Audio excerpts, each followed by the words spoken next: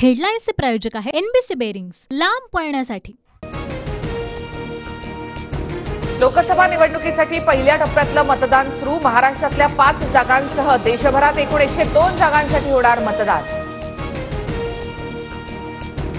नागपूर, चंद्रपूर, रामटेक, गडचिरोली, चिमूर आणि भंडारा गोंदियामध्ये मतदान। नागपुरात गडकरी आणि काँग्रेसच्या विकास ठाकरेंमध्ये थेट लढत। चंद्रपूरमध्ये भाजपचे सुधीर मुनगंटीवार आणि काँग्रेसच्या प्रतिभा धानोरकर यांच्यामध्ये सामना। मुनगंटीवारांसाठी प्रतिष्ठेची लढाई, धानोरकरांनी बजावला मतदानाचा हक्क। भंडारा गोंदियामध्ये भाजपचे सुनील मेंढे आणि काँग्रेसच्या प्रशांत पडोळींमध्ये सामना। गडचिरोलीमध्ये भाजपचे अशोक नेते आणि काँग्रेसचे नामदेव किरसाम यांच्यामध्ये लढत। रामटेकमध्ये शिंदेंच्या शिवसेनेचे राजू पारवे आणि काँग्रेसचे श्यामकुमार बर्वे आमने सामने। काँग्रेसमधून शिंदे गटात आलेल्या पारवेंची प्रतिष्ठा पणाला। उमरेडमध्ये राजू पारवेंकडून मतदान। नागपुरात मोहन भागवत यांच्याकडून मतदान आपला हक्क आणि अधिकार। मतदानानंतर मोहन भागवत यांची प्रतिक्रिया।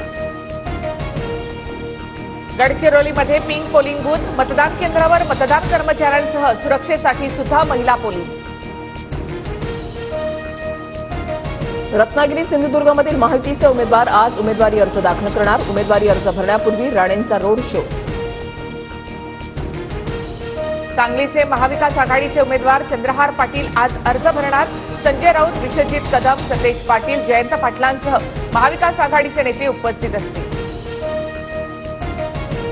नरेंद्र मोदींची वर्ध्यामध्ये दुपारी 4 वाजता प्रचार सभा। वर्ध्यातून महायुतीचे रामदास तडस लोकसभा निवडणुकीच्या रिंगणात।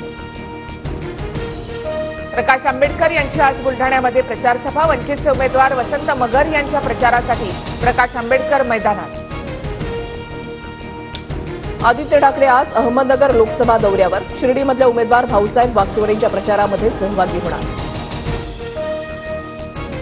पुण्यातील काँग्रेसचे माजी उपमहापौर आबा बागुल भाजपत जाणार अशी चर्चा। काँग्रेस नेत्यांकडून मनधरणीचे प्रयत्न। कोरोनातील कथित बॉडी बँक घोटाळ्याप्रकरणी किशोरी पेडणेकरांना हायकोर्टाचा दिलासा। 30,000च्या जात मुचलक्यावर अटकपूर्व जामीन मंजूर। डॉक्टर नरेंद्र दाभोलकर हत्या प्रकरणाचा 10 मे रोजी निकाल। सरकार पक्षासह बचाव पक्षाकडून देखील युक्तिवाद पूर्ण।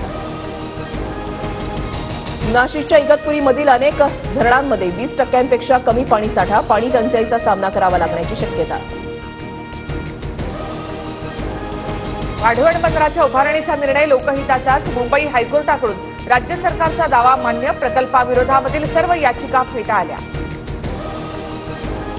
मध्य रेल्वेवर आज आणि उद्या रात्रकालीन ब्लॉक। सीएसएमटी मधील पायाभूत सुविधांसाठी मध्यरात्री 12:30 ते पहाटे 4:30 पर्यंत विशेष ब्लॉक।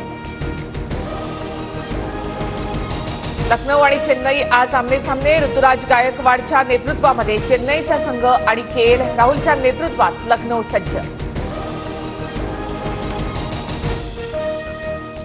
हेडलाईन्सचे प्रायोजक आहे एनबीसी बेरिंग्स, लांब पळण्यासाठी।